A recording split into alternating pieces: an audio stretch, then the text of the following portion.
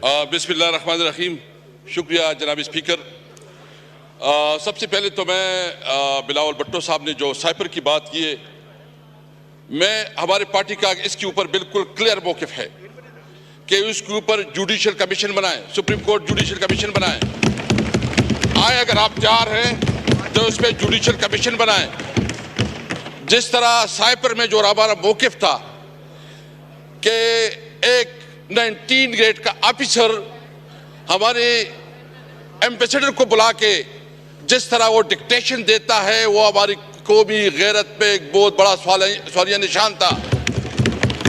क्या हम पाकिस्तानी इस तरह ट्रीट होंगे? मैं बिलावल भुट्टो साहब से ये जो उसने बात की है, अब पहले मैं तो दूसरी बात करना चाहता हूँ। क्या शहबाज शरीफ साहब और यहाँ मुस्लिम लीग नून की जितनी लीडरशिप थी, ये सब नहीं कहते थे कि झूठ का फलंदा है, कोई साइपर नहीं है? ये प्रेस कॉन्फ्रेंस करते थे, ये तकरीरें करते थे और ये कहते थे कि झूठ है, कोई हकीकत इसकी नहीं है। फिर इस साइपर को बुनियाद बना के इमरान खान के खिलाफ जिस तरह उसको सजाएं दी गई, जिस तरह अदालत का, यानी मुझे तो समझ नहीं आ रही कि एक दिन में 11-11 घंटे अदालत की प्रोसीडिंग चलती है, 14 घंटे जो है ना अदालत की प्रोसीडिंग चलती है, और मकसद ये है कि किसी तरह गन पॉइंट से जज के ऊपर गन पॉइंट से उसको सजा दिलाई जाती है, इसलिए कि इलेक्शन के दौरान अपने वर्कर को, अवाम को मायूस किया जाए कि इमरान खान की कोई कैरियर नहीं है। अवाम ने दिखा दिया। तो इसलिए सबसे पहले मैं हुकूमत से मुतालिबा करता हूं कि अगर इस पे वो हकीकत समझती है, सच्चाई समझती है, तो आए कि इसके ऊपर जुडिशल कमीशन बनाए, जुडिशल कमीशन बनाए और फिर हकीकत सामने आ जाएगा।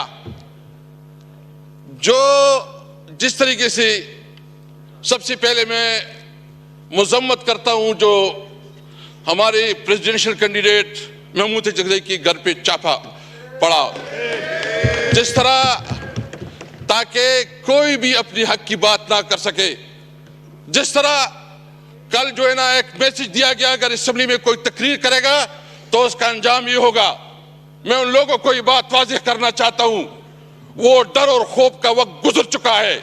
हम तमाम हालात से निकल चुके हैं। हम ना आप देखें, हम कानून और आइन को, हमने सारी उम्र, मैंने इमरान खान के साथ 29 साल गुजारे। मैंने उस वक्त जब उसको ज्वाइन किया तो उस वक्त बुनियादी मकसद ये था कि पाकिस्तान में कानून की हुक्मरानी हो। मैंने जो उसके साथ ज्वाइन किया तो उस वक्त थी कि हमारी कॉन्स्टिट्यूशन सुप्रीम होगी, सुप्रीमेसी ऑफ कॉन्स्टिट्यूशन।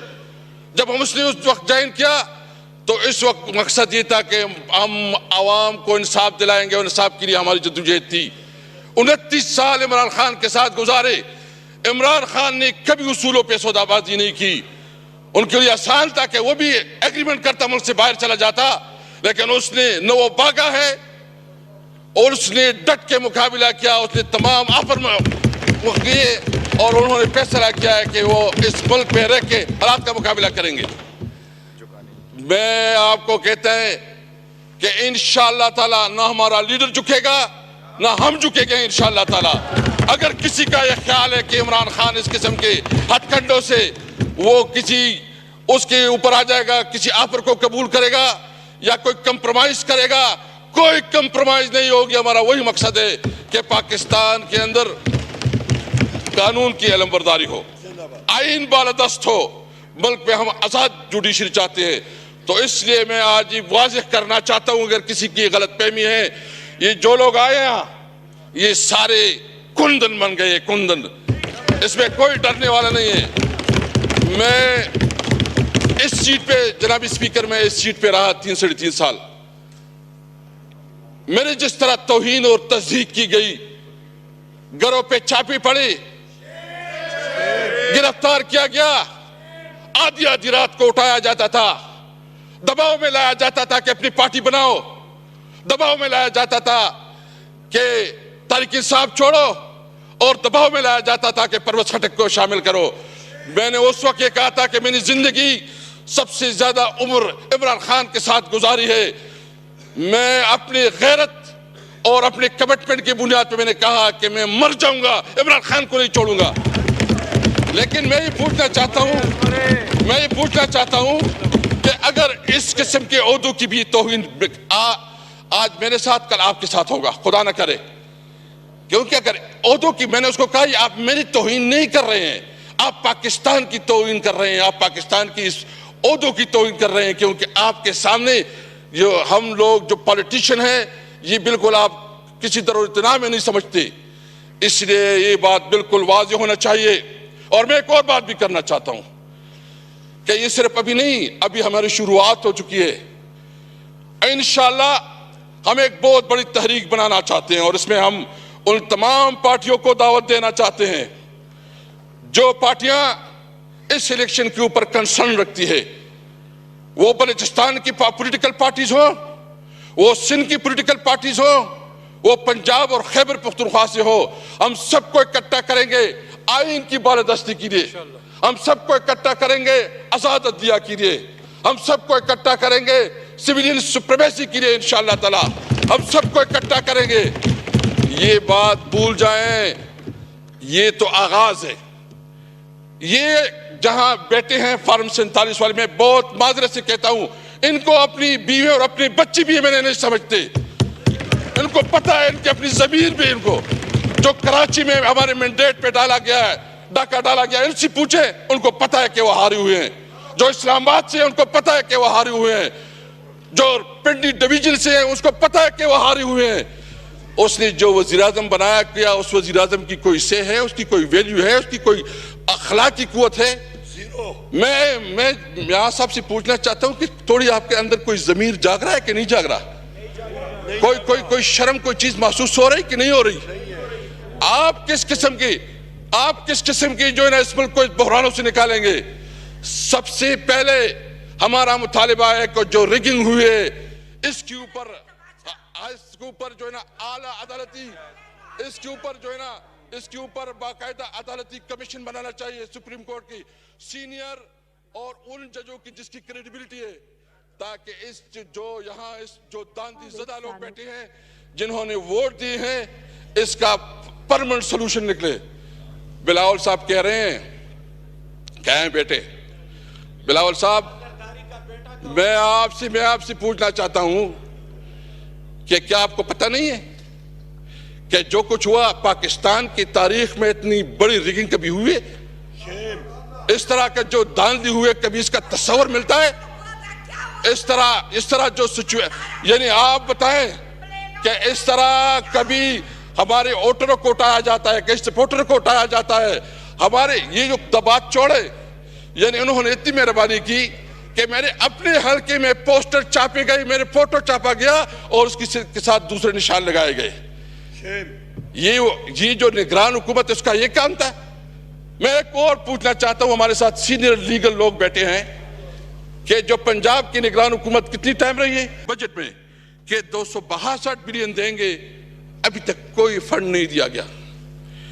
जो पेट्रोलियम और दीगर चीजों में जो कमिटमेंट किए गए 75 बिलियन का, यानी एक तरफ वहां जंगजदा इलाका है, वहां एक तरफ शोरश बपी हुए हैं। अफगानिस्तान के साथ जो हमारा थोड़ा बहुत रोजगार होता था वो आपने बंद कर दिया। हमारा जो ख्वाब था कि हम सेंट्रल एशिया के साथ और एशियन जो रशियन स्टेट के साथ अपना कारोबार करेंगे, वो आपने बंद कर दिया। आप हमें पैसे नहीं दे रहे, तो इसका क्या मतलब है? क्या आप वहां मजीद दहशतगर्द पैदा करना चाहते हैं? क्या आप वहां मजीद एक्सट्रीमिज्म बनाना चाहते हैं? इसलिए हमने फैसला किया है, हम पाकिस्तानी हैं, हम आईनी पाकिस्तान पे यकीन रखते हैं, हम कानून और आइन के अंदर रहते हुए अपनी जद्दोजहद रखेंगे। लेकिन ये बात याद रहे, हमने सबने ये फैसला किया है कि अगर हमारा हक नहीं मिलता तो कोई यहां हुकूमत नहीं करेगा इंशाअल्लाह ताला। हम ये भरपूर तरीके से अपनी आवाज उठाएंगे, ये हमारा हक है। मैं इसके अलावा दो और बातें करना चाहता हूं, और फिर जो है ना, ये जो इमरान खान के ऊपर मुख्तलिफ केसेस बनाए गए हैं जिसमें कोई हकीकत नहीं है, जो कि मनगढ़ंत है, जो बेबुनियाद है, जिस तरह उसके खिलाफ मीडिया कैंपेन चलाया गया, एक नैरेटिव बनाई गई, वो इमरान खान जिसने इस मुल्क को शौकत खान अस्पताल दिया जो कैंसर की मरीजों के लिए मुफ्त इलाज, वो इमरान खान जिसने इस मुल्क के लिए वर्ल्ड कप जीता, वो इमरान खान जो ट्रेडमार्क के पूरी दुनिया में इमरान खान का नाम पहचाना जाता है, उसको दहशतगर्द डिक्लेयर किया। अगर इमरान खान दहशतगर्द है तो फिर कोई जो है ना, कोई हम सब फिर सारे दहशतगर्द है हम। इसलिए अगर आप चाहते हैं मैं बिलावल साहब ने जो बातें की है, सबसे पहले आपने इमरान खान के खिलाफ, आपने शाह महमूद कुरैशी के खिलाफ, आपने हमारे सदर साहब चौधरी परवेज इलाही साहब के खिलाफ, हमारी ख्वातीन के खिलाफ, बुशरा बीबी के खिलाफ जो केसेस आप लोगों ने बनाए हैं वो फौरन वापस ले। आप उन तमाम केसेस को इमरान खान को रिलीज करवाएं और फिर जो एजेंडा है, हम बिल्कुल ये समझते हैं कि हम कॉन्स्टिट्यूशन की सुप्रीमेसी पे, हम आइन की बालादस्ती पे, हम आज़ाद जुडिशरी पे बिल्कुल हम ओपन है। सबसे पहले हमें हमारा हक दें जो हमसे हमारा हक 47 के जरिए जो है छीना गया है। हमें हमारे लीडरान को रिहा किया जाए और जो पैमरा ने बैन लगाया इमरान खान की ऊपर उसको दिखाया नहीं जा रहा है। वन साइडेड जो है ना सब कुछ चल रहे हैं, हम उसकी मजम्मत करते हैं और मुतालिबा करते हैं कि पैमरा जो है ये बैन उठाए। इंशाअल्लाह ताला।